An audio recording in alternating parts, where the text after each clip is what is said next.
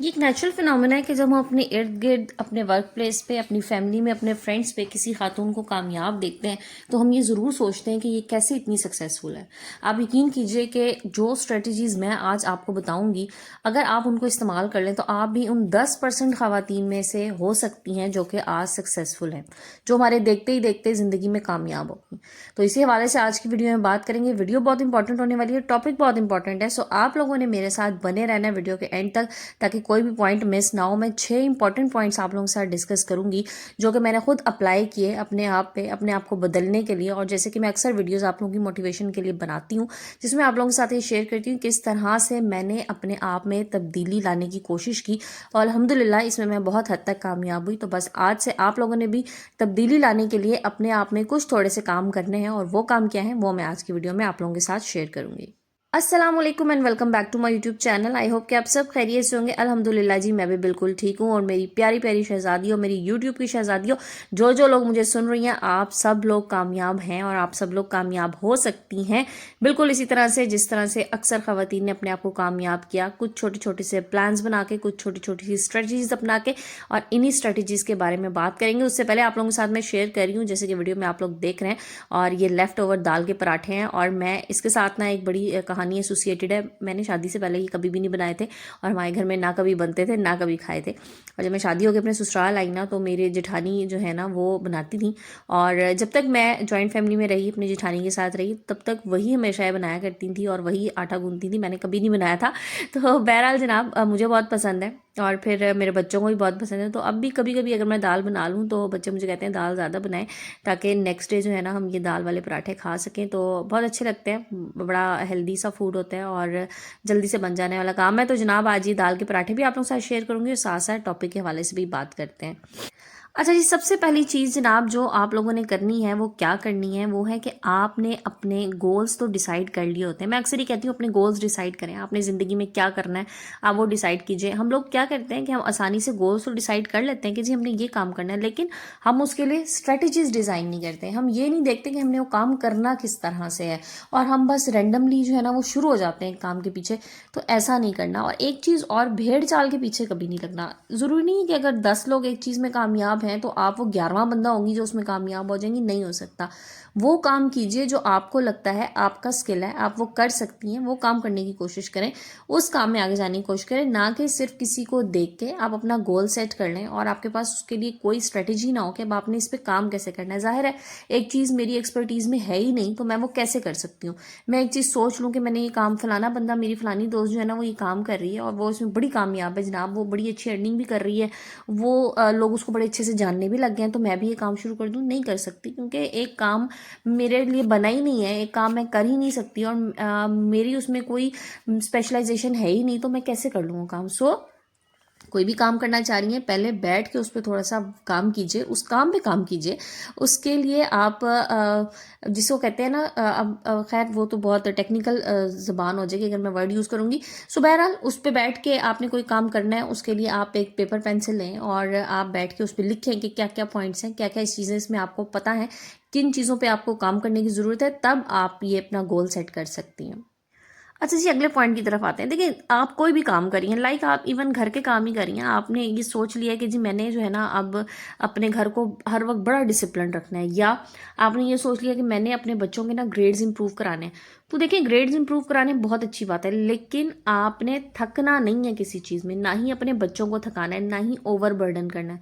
जब हम किसी काम को अपने सर पे सवार कर लेते हैं ना, तो बस वो कुछ दिनों का ही, आप समझ लें, चार्म होता है कि कुछ दिनों में आप उससे थक जाते हैं, और जब थक जाते हैं ना फिर आप वो काम दोबारा करते ही नहीं है। इसलिए हमेशा ये कोशिश कीजिए जितना आप काम कर सकती हैं, जितना आप थकावट ले सकती हैं, जितना प्रेशर आप बर्दाश्त कर सकती हैं, उतना काम कीजिए, उससे ज़्यादा काम ना करें।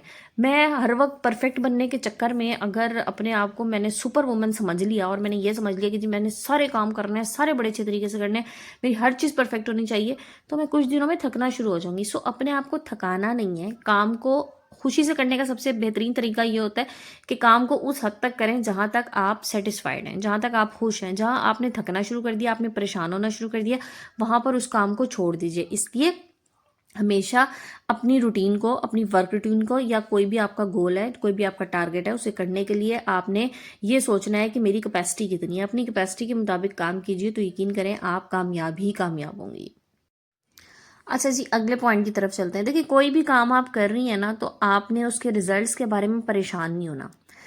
इंसान जो है ना, वो अपनी पूरी मेहनत कर देता है, लेकिन आगे हर काम में जो फाइनल डिसीजन है ना, वो बेशक अल्लाह की ज़ात का है। तो अल्लाह ने अगर आपको कामयाब करना है, आप ज़रूर कामयाब होंगे। और अल्लाह ताला ना किसी की मेहनत को रायगा नहीं जाने देता। तो अगर आपने मेहनत की है तो इंशाल्लाह आप कामयाब भी होंगे। लेकिन अगर आपने समझ लेंगे पहले दिन ही ये सोचना शुरू कर दिया ना कि उफ इसका रिजल्ट कैसा आएगा, उफ ये काम मैं कर सकती हूँ नहीं कर सकती हूँ, तो फिर आप समझ लें आप वहीं पर डिमोटिवेट हो गई हैं।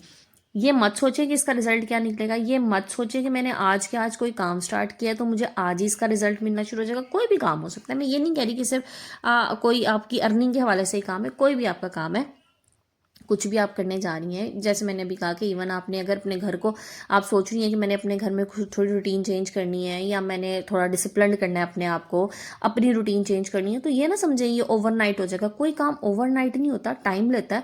और उसमें अगर आप रिजल्ट्स पे पहले दिन ही फोकस कर लेंगे ना, तो फिर आप समझ लें कि आपसे वो काम ना मुश्किल होता जाएगा। इसलिए रिजल्ट्स पे आपने फोकस नहीं करना, आपने अपना बेस्ट देना है किसी भी काम में। मेरे पास ना बहुत सी ऐसी क्वेरीज आती हैं, बहुत से कमेंट्स आते हैं मेरी बहनों के, और साथ ही साथ मुझे डीएम्स भी आते हैं इंस्टाग्राम पे कि जनाब हम जो है ना यूट्यूब चैनल हमने बना लिया, वो चल नहीं रहा, 3 साल हो गए, 6 साल हो गए, 5 साल हो गए, चैनल नहीं चल रहा, या हमने स्टार्ट किया था 2 महीने हो गए अभी तक नहीं चल रहा। तो देखें, एक तो पहली बात तो ये, जैसे मैं यूट्यूब के बारे में तो अक्सर ही कहती हूँ, ये काम जो है ना ये कंसिस्टेंसी मांगता है, तो डेली वाला काम है।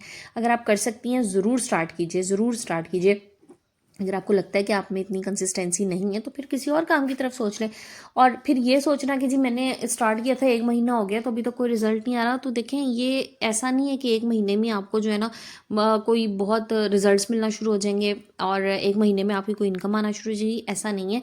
ये काम जो है ना थोड़ा सा टाइम टेकिंग काम है, थोड़ा सा ये आपका वक्त मांगता है और आपकी थोड़ी सी एनर्जीज मांगता है। तो अगर आपको लगता है कि आप में इतनी पेशेंस है, और सबसे बड़ी चीज़ है पेशेंस। मैं कहती हूँ कोई भी काम है ना, कोई भी काम, उसके लिए 2 चीज़ें चाहिए, कंसिस्टेंसी चाहिए और पेशेंस चाहिए। अगर आप में ये 2 चीज़ें हैं ना, तो आप इंशाल्लाह हर जगह पे कामयाब हो सकती हैं। सो कामयाब होने के लिए ये 2 चीज़ें पकड़ लें, और उसके बाद जनाब जो भी काम आप करना चाह रही हैं वो आप करें, और फिर देखें कैसे जनाब पर लगते हैं और कैसे पहिए लगते हैं उस काम को, काम फिर भागना शुरू हो जाएगा।